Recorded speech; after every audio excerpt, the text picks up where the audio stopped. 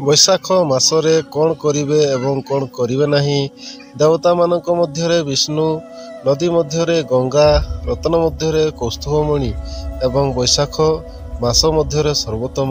ଏହି ମାସରେ ଜଳ ଦାନ କରନ୍ତୁ। ହିନ୍ଦୀ କ୍ୟାଲେଣ୍ଡରର ଦ୍ୱିତୀୟ ମାସ ବୈଶାଖ ଆରମ୍ଭ ହୋଇଛି। ଏହି ମାସ 23 ମେ ପର୍ଯ୍ୟନ୍ତ ଚାଲିବ।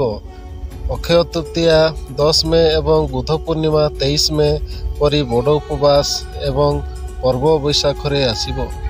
ଏହି ମାସରେ ସୂର୍ଯ୍ୟ ଏହାର ସମ୍ପୂର୍ଣ୍ଣ ପ୍ରଭାବରେ ଅଛନ୍ତି, ଯେଉଁ କାରଣରୁ ଏହା ଗରମ ହେବ। ଏହି କାରଣରୁ ବୈଶାଖ ମାସରେ ଜଳ ଏବଂ ଛାଇ ଦାନ କରିବାର ଗୁରୁତ୍ୱ ବହୁତ ଅଧିକ। ପୌଜନଙ୍କ ଜ୍ୟୋତିଷ ପିଟି ମନୀଷ ଶର୍ମାଙ୍କ ଅନୁଯାୟୀ ଧର୍ମ ଏବଂ କାର୍ଯ୍ୟ ଦୃଷ୍ଟିକୋଣରୁ ବୈଶାଖ ମାସ ଅତ୍ୟନ୍ତ ସ୍ୱତନ୍ତ୍ର। ଏହି ଦିନଗୁଡ଼ିକରେ ଜଳଦାନ କରିବା ଅବିସ୍ମରଣୀୟ ଗୁଣ ଦେଇଥାଏ। ଅକ୍ଷୟ ଗୁଣର ଅର୍ଥ ହେଉଛି ଏହି ଗୁଣର ଶୁଭ ପ୍ରଭାବ ଜୀବନସାରା ରହିବ।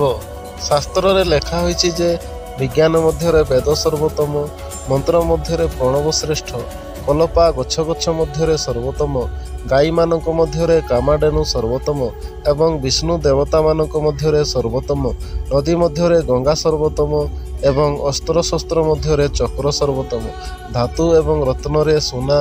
ଏହି ମାସରେ ଯଥାସମ୍ଭବ ଜଳଦାନ କରନ୍ତୁ। ଆପଣ କୌଣସି ସ୍ଥାନରେ ଏକ ପିଉସେଟ୍ ଅଫ୍ କରିପାରିବେ। ଯଦି ପାଉ ସ୍ଥାପନ କରିବା ସମ୍ଭବ ନୁହେଁ, ତେବେ କିଛି ପାଉରେ ଏକ ହାଣ୍ଡି ଦାନ କରନ୍ତୁ। ଯଦି ଏହା ମଧ୍ୟ ସମ୍ଭବ ନୁହେଁ, ତେବେ ଘରକୁ ଆସୁଥିବା ଲୋକଙ୍କୁ ଏବଂ ଆପଣଙ୍କ ଆଖପାଖ ଲୋକଙ୍କୁ ଥଣ୍ଡା ପାଣି ଦିଅନ୍ତୁ। ପ୍ରତିଦିନ ସକାଳେ ଶିବଲିଙ୍ଗକୁ ଥଣ୍ଡା ପାଣି ଦିଅନ୍ତୁ। ମନ୍ତ୍ର ଓମ୍ ନାମ ଶିବ ଜପ କରନ୍ତୁ। ଏହାପରେ ଶିବଲିଙ୍ଗ ଉପରେ ଚନ୍ଦନ ଲଗାନ୍ତୁ। ଏକ ମନ୍ଦିରରେ ଛାଇ ଗଛ ଲଗାନ୍ତୁ ଏବଂ ଏହାର ଯତ୍ନ ନେବାକୁ ପ୍ରତିଶ୍ରୁତି ଦିଅନ୍ତୁ। ଛତା, ଜୋତା, ପୋଷାକ, ଶସ୍ୟକୁ ଦିନହୀନ ଲୋକଙ୍କୁ ଦାନ କରନ୍ତୁ। ଭଗବାନ ବିଷ୍ଣୁ ଏବଂ ମହାଲକ୍ଷ୍ମୀଙ୍କର ମଧ୍ୟ ବିଶେଷ ଉପାସନା କର। ବୈଶାଖ ମାସରେ ବିଳମ୍ବିତ ରାତି ପର୍ଯ୍ୟନ୍ତ ଶୋଇବାଠାରୁ ଦୂରେଇ ରହିବା ଉଚିତ। ଏହି ଦିନଗୁଡ଼ିକରେ ସୂର୍ଯ୍ୟୋଦୟ ଶୀଘ୍ର ହୁଏ, ତେଣୁ ଶୀଘ୍ର ଉଠ ଏବଂ ଉଦୟ ସୂର୍ଯ୍ୟଙ୍କୁ ଜଳ ପ୍ରଦାନ କର। ଉତ୍ତମ ସ୍ୱାସ୍ଥ୍ୟ ପାଇଁ କିଛି ସମୟ ପାଇଁ ବ୍ୟାୟାମ କରନ୍ତୁ। ଯଦି ଆପଣ ଉଠିବାରେ ବିଳମ୍ବ କରନ୍ତି, ଉତ୍ତାପ ବୃଦ୍ଧି ପାଇବ ଏବଂ ଆପଣ ବ୍ୟାୟାମ କରିବା ଭଳି ଅନୁଭବ କରିପାରିବେ ନାହିଁ। ଖାଦ୍ୟ ବିଷୟରେ ଅବହେଳା କରନ୍ତୁ ନାହିଁ। ଗ୍ରୀଷ୍ମ ଋତୁରେ ପର୍ଯ୍ୟାପ୍ତ ପରିମାଣର ପାଣି ପିଇବାକୁ ନିଶ୍ଚିତ ହୁଅନ୍ତୁ। ଏପରି ଜିନିଷ ଖାଆନ୍ତୁ ଯାହା ହଜମ କରିବା ସହଜ ଅଟେ। ଯଥାସମ୍ଭବ କେବଳ ତାଜା ଖାଦ୍ୟ ଖାଆନ୍ତୁ।